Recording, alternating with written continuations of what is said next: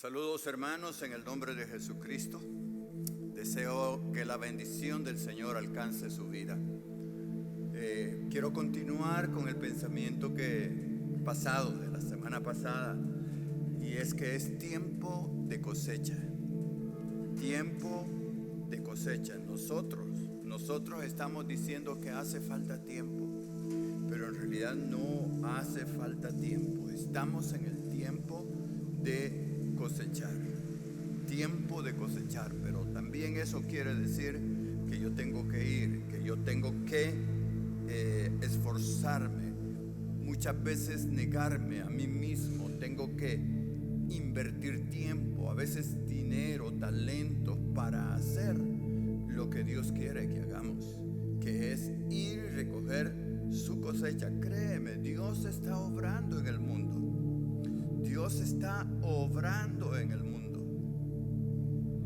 Pero Dios se va a mover en la medida que nosotros nos movamos. Dice la Biblia, los que sembraron con lágrimas. Fíjate, los que sembraron con lágrimas. No solamente habla de sembrar así, que la mayoría cuando siembra con regocijo.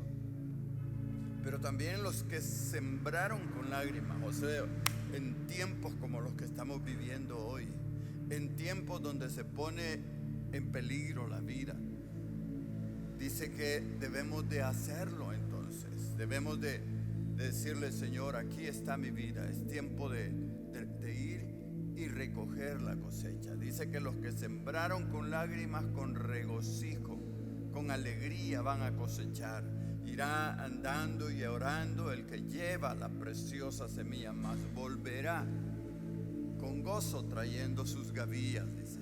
Así que Dios espera que nosotros sembremos, que nos dejemos de pretextos. Muchas veces hasta las cosas que Dios nos ha dicho que hagamos, como orar, sirve para muchos cristianos como un pretexto para no ir y cosechar. Hay gente que voluntariamente dice: no, hermano, yo me quedo orando.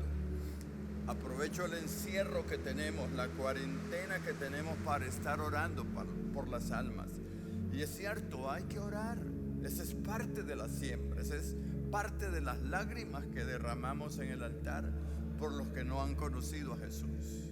Pero también hay que ir, hermano, hay que ir. Yo creo que muchas veces nos puede pasar como aquel hombre que testifica, que dice que por años su iglesia oraban y decía: Señor, danos una gran cosecha de almas. Queremos ver esta congregación crecer. Queremos multiplicarnos, Señor. Y oraban y ayunaban. Y lo hacían perseverantemente, regularmente. Pero el crecimiento no les venía.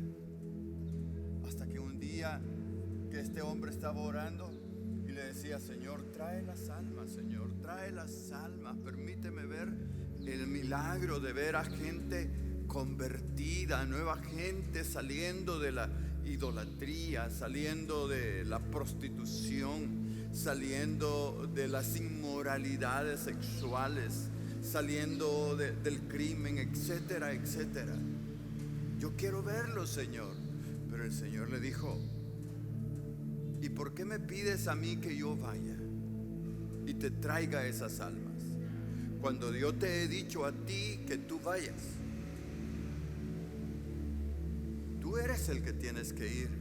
Si tú vas, yo voy a ir contigo, dice el Señor. Si tú vas, yo voy a ir contigo. Es como Mateo 28:19, que dice: id por todo el mundo y haced discípulos a las naciones. Id y haced discípulos. ¿Sabe qué? El Señor Jesús ya no hace discípulos. El Señor ya no hace discípulos. Soy yo el que hago discípulos. Pero ¿qué si no los hago?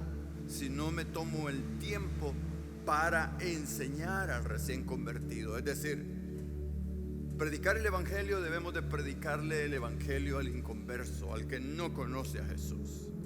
Pero cuando la gente conoce a Jesús, al recién convertido, lo que tenemos que hacerle es discipularlo. En otras palabras, enseñarle lo que uno recibe, lo que uno le dan como pan espiritual.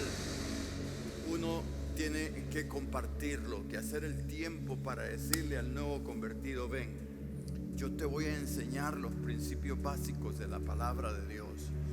Te voy a enseñar a caminar. Uno tiene que jugar el papel como de un hermano mayor en una casa. Es decir, cuando hay familia en casa, cuando hay un hermano ahí, nace un bebé, ese niño a los pocos meses comienza a tratar de caminar. Y una de las personas que más le va a ayudar a caminar, a aprender a caminar, a hablar y a hacer todo lo que hace, es su hermano. Pues así es en la iglesia, debe de ser en la iglesia.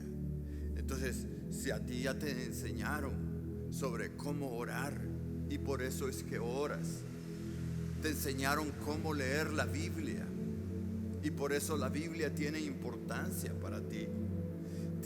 Te enseñaron a servir al Señor en el templo, y por eso es que estás ocupado sirviéndole.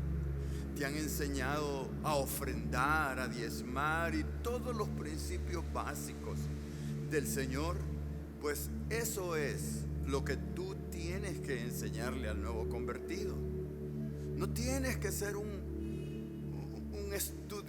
estudioso profundo de la Biblia. Le vas a enseñar las cosas básicas del Evangelio, lo que tú has aprendido.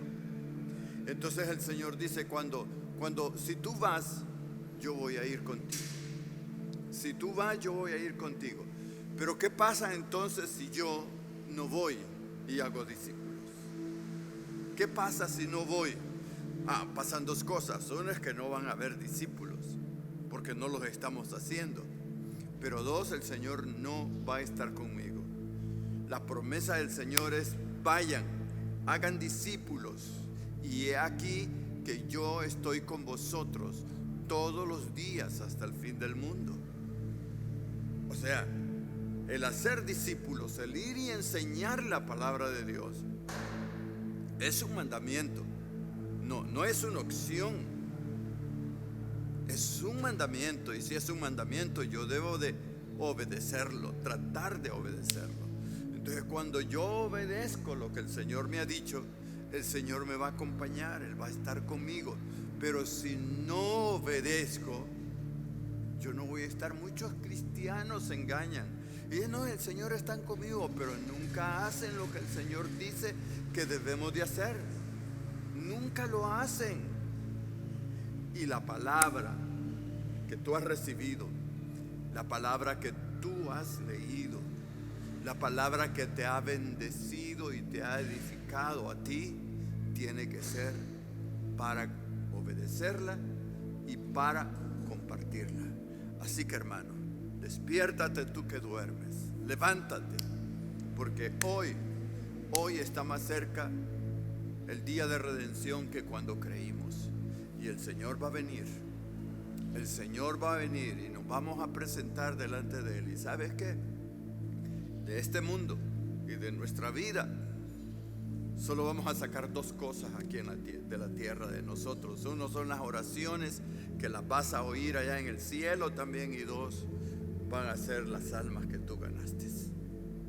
Adelante, hermano, ve y haz discípulos en el nombre de Jesús.